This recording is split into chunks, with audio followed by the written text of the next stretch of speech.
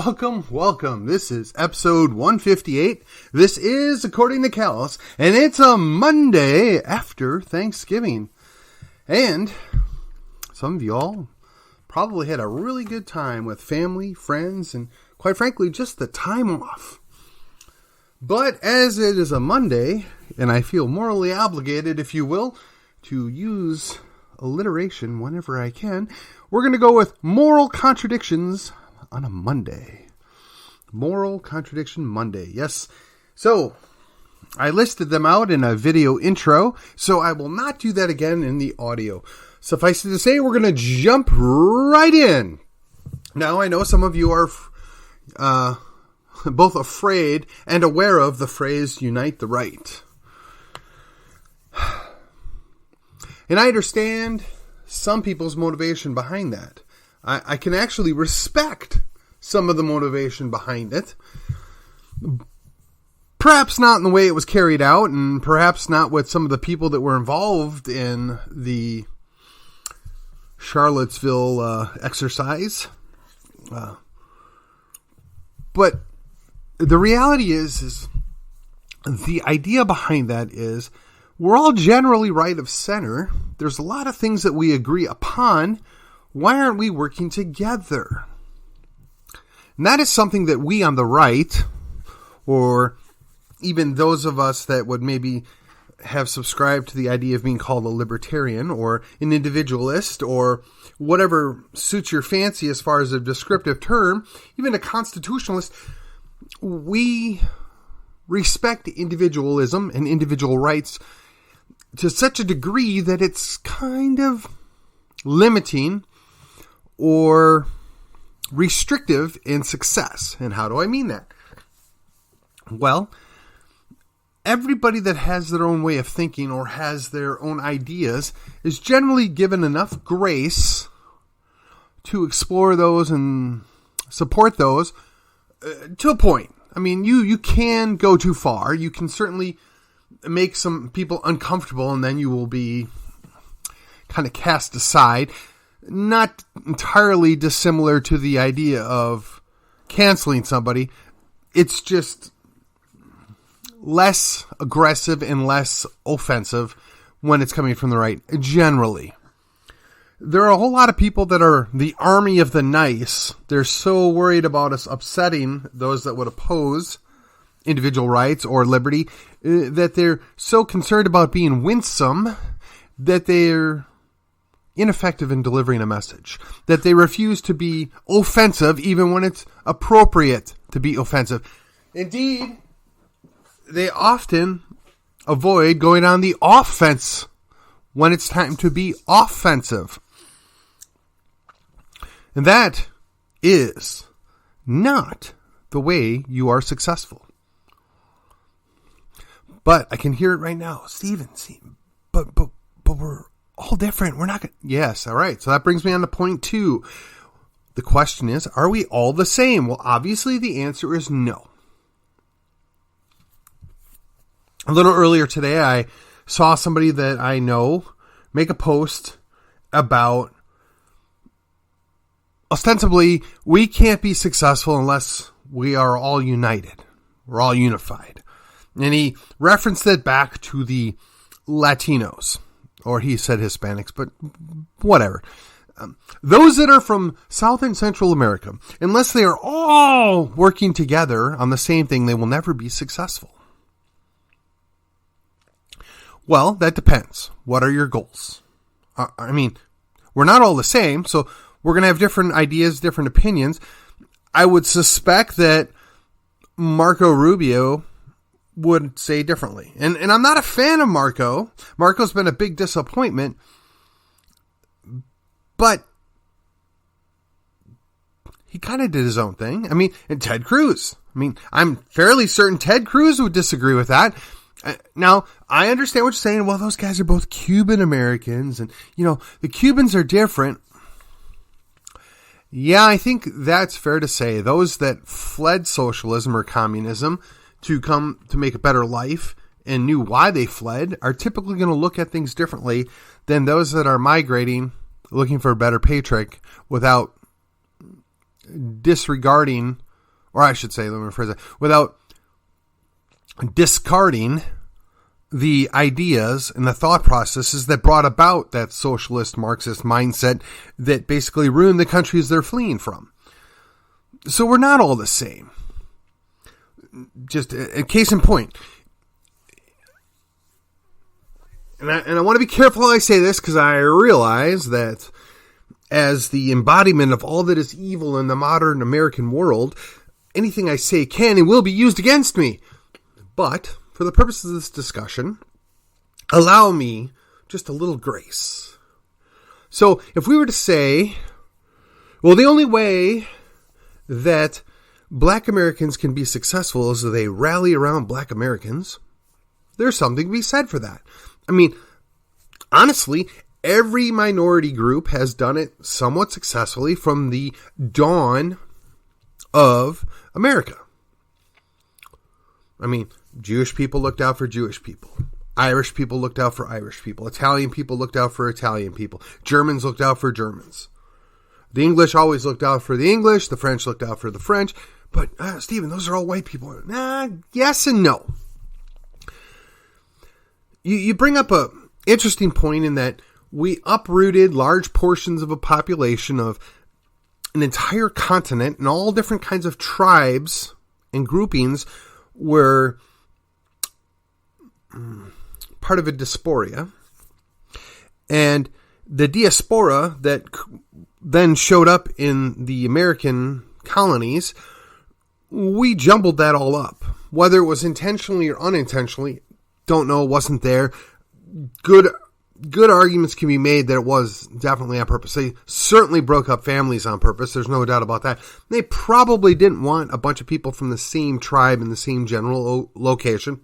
Get that as well.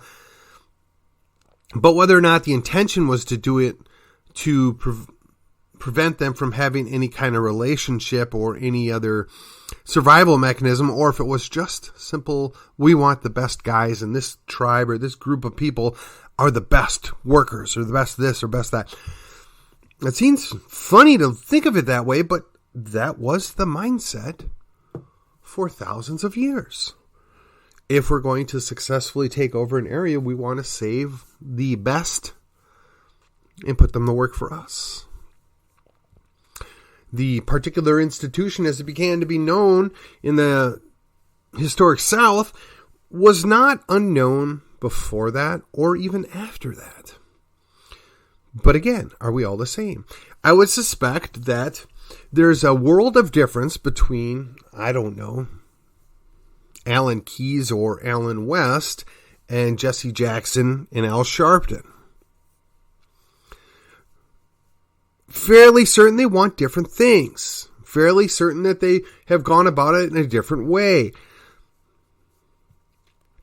Now, you can critique 6 Ways to Sunday, but it doesn't change the fact that they're not on the same side politically, and they certainly don't think the same way. So, clearly we're not the same. But for the sake of argument, let's say that they decide they're going to put away all their differences, and they're only going to worry about getting their own people elected. Now, some would say that's predominantly what's happened in certain large cities.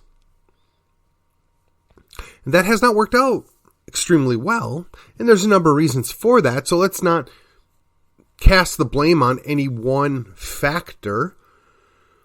But when you do the same thing over and over again, and you get the same result, why would you not try something different? And in my mind, somebody like Alan Keyes or Alan West, and those, I just use them because they're two Allens. I mean, I realize Mr. Keyes has largely been quiet for the last decade, but just go with me here. Those guys are examples of thinking a different way, or trying to be successful in a different way, or bringing a different message. But to say that they don't care about their community or they don't care about their people is really garbage. But again, we're not all the same way. We don't all think the same. So here we go. Now this is where I get in the dangerous territory. So we can observe that people from certain parts of Asia tend to favor other people from certain parts of Asia. I.e., if it's a Chinese person, they're going to support a Chinese person above generally anybody else. Same thing with a Korean or an Indian or a Malaysian. And again, I'm hard-pressed to find fault with that. You want somebody that looks like you or sounds like you to represent you. Now, granted, at least in this area, those are the relative newcomers, right? They're the cream of the crop of their country coming here, and they're uber successful, and everybody's clamoring for their joining of their team. And at a certain point, the idea of just raw power is going to factor into this equation. That's where you're going to have to watch out. I mean, the McKinney Impact here put out just, I want to say a month ago, let me grab the copy I have, the 2020 census data. Now it shows in 2020 in McKinney, it doesn't have our population accurate, but just for argument's sake, there's 200,000 people. 52% of them are self-identified as white. Now, I'm not sure how to break that up a little, but who cares? Okay. 17% are Hispanic or Latino. 12%, almost 13%, are black or African American. And I'm not, whatever, but 12% are described as Asians. And then there's, I guess, some amalgamation here of roughly, let's call it 4 or 5% that are some other race or mixed races. Yes, because it says 4.6 for 2 or more races, and then some other race is about a half. So we're going to call it 5%.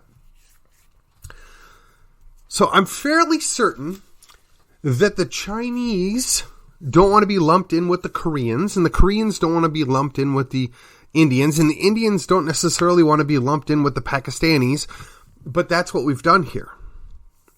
So let's extrapolate this out just a little more before I go on to the next topic. Are all white people the same? See, now this is where it's going to get dangerous. What if white people, and I know this is the accusation, right? This is the critical theory view of things, but what if white people only worried about white people? What if they form the structures of everything around them just to protect white people? Do you really think we would have the America of today?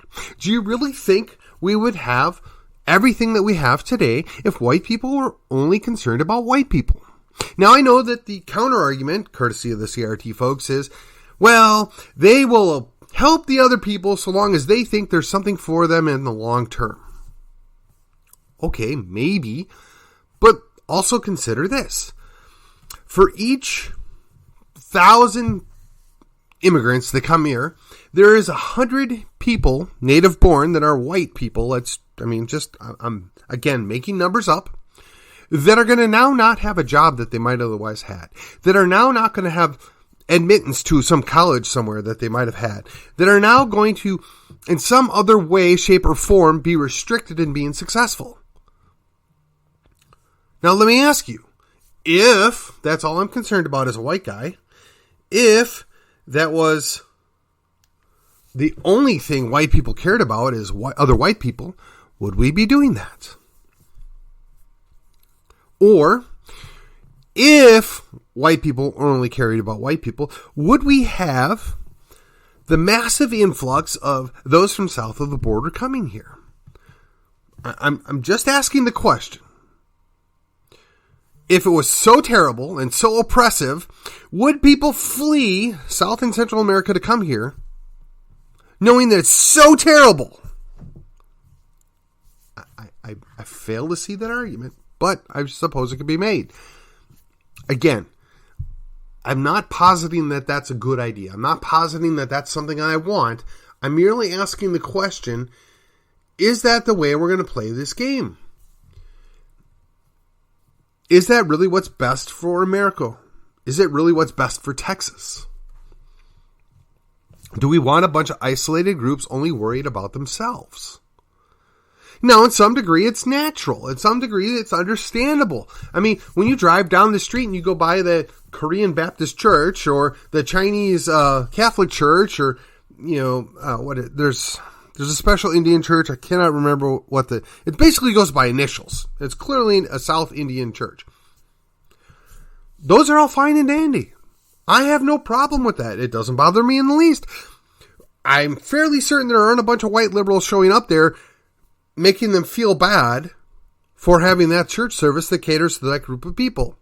Yet, the same cannot be said for the modern suburban white church. We are apparently all that is wrong with America because reasons. Well, now that I've passed the dangerous territory, let's jump right off that cliff and go into white Africans. Yes. So, let me explain myself. When you say black people, or when you say African American people, what do you mean? Are all Africans the same? No. I'm sure if you talk to an African, they'll be quite clear and quite quick to tell you that no, my family's from Ghana, and we're nothing like those people down in Kenya. And the people in Kenya would say, yes, but we're nothing like those people in Uganda. And the Ugandan people would say, yes, and we're nothing like those people down in Rhodesia. In many ways, this is similar to the phenomena that we see coming out of Central America or South America. The Argentinians are quick to point out that they're not Hondurans. The Hondurans are, well, maybe the Hondurans want to be Guatemalan. I don't know. But they say, we're not Guatemalan. And the Mexicans say, well, we're not this. And the Salvadorians say, well, you call me Mexican, I'm going to cut you. I mean, and granted, I'm trying to have a little fun with this. But there is a huge difference between some of these groups. Even though they may look the same or sound the same, they're not the same. And they'll be quick to point it out to you. Venezuelans don't want to be confused with Brazilians either. Likewise, if you go to Africa, I'm fairly certain that you spend more than 5 minutes looking at the entirety of the continent that makes up Africa. You can see how vast, how huge it is. And there's essentially 3 distinct geographic areas. There's at least 3 distinct religious areas. And there's, honestly, a ginormous coast that makes up 4 different coasts, essentially. So, to equate everybody in Africa as being the same is a huge monumental mistake. First of all, let's just start with the Egyptians. What do you think the Egyptians have in common with somebody from the Ivory Coast? What do you think somebody from Mauritania has that's similar to somebody, I don't know, from the Congo?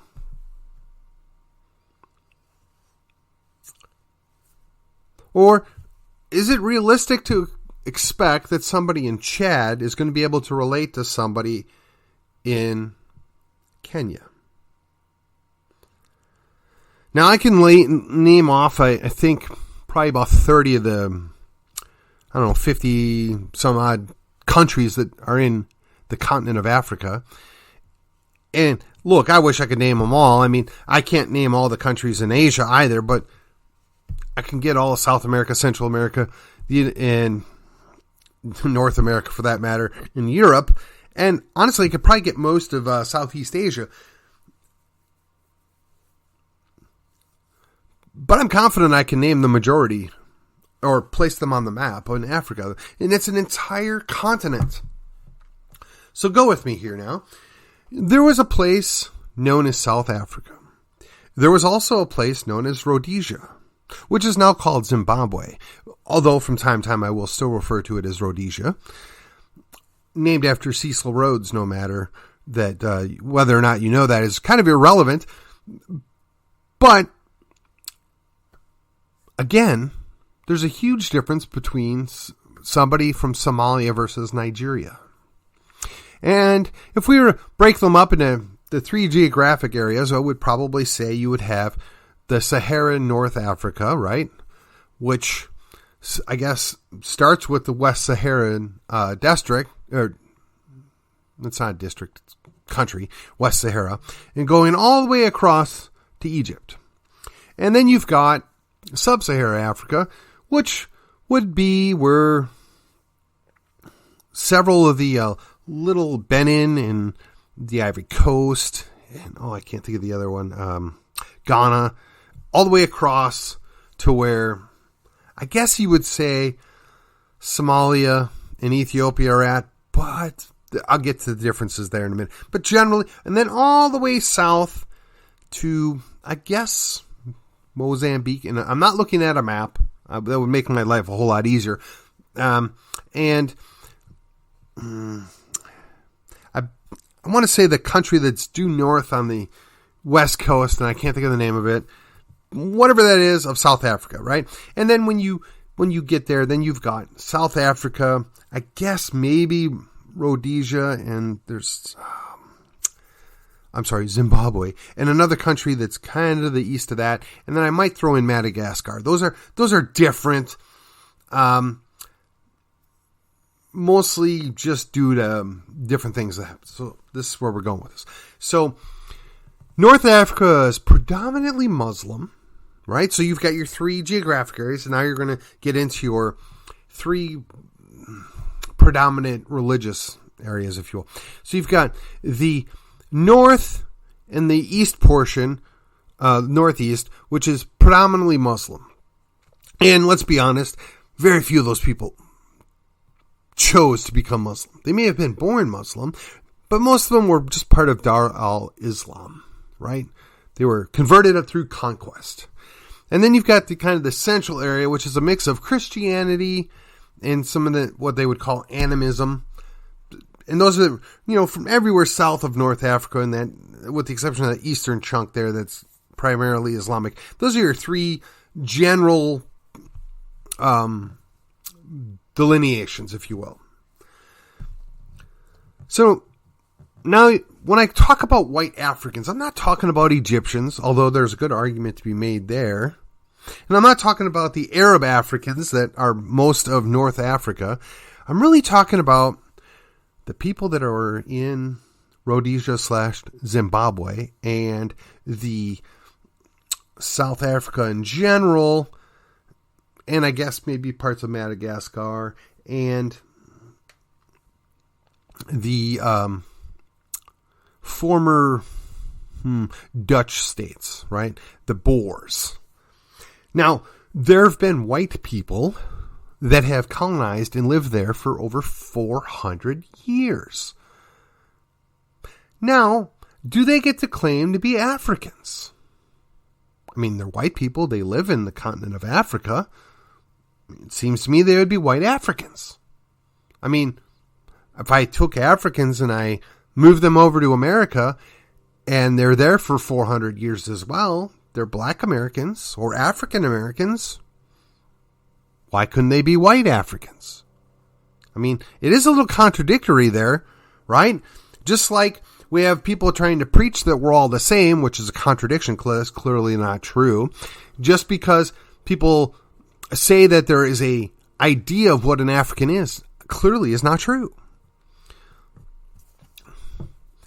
So let's go on to point 4. And I know I took a lot of time just to get to point 3, but after the amount of time that I put on, all were the same. I just want to make sure that I'm being clear, that I'm following a line of progression here.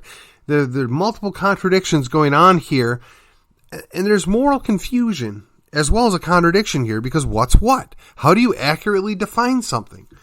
And is it fair, or is there a specific expectation that is being put upon you because of the way you look or way you sound? I don't know. So let's go to the next thing. Anti-American Americans.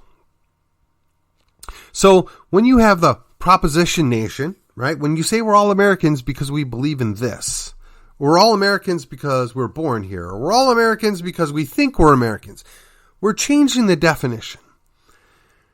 Now, the founding fathers would have said their posterity, which generally would be looked upon as the people that followed them directly. Now, I know that there are some of my, let's say, left of center friends that would take great offense at this, and they would say that, well, you only meant white people, or you only meant white males, or you only... Okay, fine, whatever. But I think it was understood at the time that everybody that was in the colonies, everybody that lived in the colonies, everybody that was a citizen of the colony, and I know that's kind of a touchy word there, but just go with me. Everybody that was present was to become an American. Now, there are some that would clearly point out there is a huge difference between a Virginian, a Georgian, and a Yankee. And then, of course, there's a huge division between people that were in servitude, aka slavery, and freemen. And let's not even forget about the small contingent of Spanish that were still around. And by Spanish, I mean Spanish, predominantly down in Florida and Louisiana. And then, of course, there were the French that were still thinking they were part of France or New France. And then there's Dutch and Germans and various other groups. But predominantly, it was thought of as to be English, which the English would include, because it's Great Britain, the Welsh, to a lesser extent the Irish, and definitely the Scottish, right? And then, of course, there's a book that I've heard of. I've not yet read it, but I've heard of it multiple times from none other than Brian McClanahan, called Albion Seed. And it gives the 4 distinct territorial areas where English settlers set up shop and created their very own cultures. So, all these people became Americans, but they were all a different flavor. And like in Texas, for example, when they invited the white people to come down to what was formerly North Mexico, which coincidentally was run by Spaniards, and they had interbred themselves and created mezquitos. I believe that's the proper way to say that. Please forgive me if I've got that wrong. Again, extend a little bit of grace.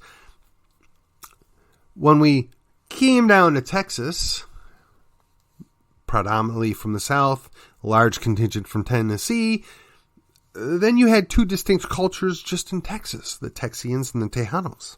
And they formed their own country.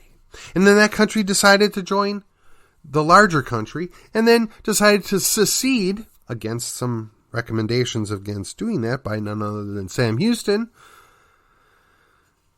And then they rejoined the Union. So all these people get to classify themselves as Americans. But one of the things that's unique about America is each state, as it joins the Union, is supposed to guarantee a Republican form of government. Now, again, there's maybe ways to split hairs or argue what it means to have a Republican form of government, but just the idea that you're going to have a representative group of people that go and serve the general public. Interestingly enough, when you have people that are advocating for Marxist or socialist or flat out communist ideas and ways to do things, how are they not anti-American? I mean, to be an American means that you are guaranteeing a Republican form of government, but if you're seeking to undermine that and destroy that and not even recognize personal property, that's a problem. That's anti-American. Yet these people run around like they're good Americans and that they're taking advantage of the way we've set up the country. And honestly, I don't really have an issue with that. There is a right to protest. There is a right to gather. There is a right to seek and redress against the government. There's a way to worship. There's a way to, articulate your issues. These are all covered in just the First Amendment. If you're not able to allow for other people to do these things, you're violating the very precept. But they know this. They're smart. And they abuse it and take advantage of it. And yet we have not found an adequate resource or an adequate way to deal with this. Now, I'm going to say that I was not unaware of this. It wasn't something that I hadn't thought of or hadn't been at least aware of. But I read the book 444 by Renee Holiday. And one of the precepts she gets in there is the idea that there's a guaranteed form of government. Constitutionally required, if you will. And if that government violates that or does away with it, they're in violation of the Constitution and they need to be dealt with. So when you have a governor that issues dictatorial decrees, whether you agree with them or not, he's violated the Constitution or she's violated the Constitution, Whitmer. When you have a state legislature that routinely does whatever they want without regard to what the people want, California, or purposely punishes people that disagree with certain things, New Jersey, New York, Illinois, you can't put up with these things forever. And even in the great sovereign state of Texas, we've had these very things happen, and we're just waiting because they quite haven't crossed the line of no return. But we need to remind them that they don't get to be Texans forever. If they're anti-American Americans, they will be dealt with. There are ways short of what some people want, which I don't, but there are ways of dealing with it in a proper legal way. Then that brings me to the last thing, and I guess I'm going to have to be very short because I'm in danger of going too long here. The Antichrist Christians. Now, I've talked about this before, and the idea that Christ is above all, if you claim to be a Christian. Now, if you don't, maybe you press stop or you fast forward to the end here. That's fine. You're not going to hurt my feelings. But this is just going out to whatever listener may claim to be a Christian. If you are a Christian, you're not supposed to have other idols. You're not supposed to worship something other than the Lord your God.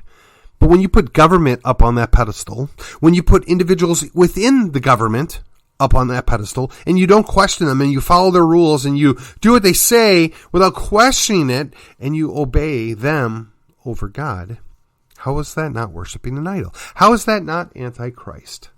If you go to a church and they're still not open, you need to find a new church. If you go to a church and they are more concerned about what the government thinks than what God thinks, you need to find another church.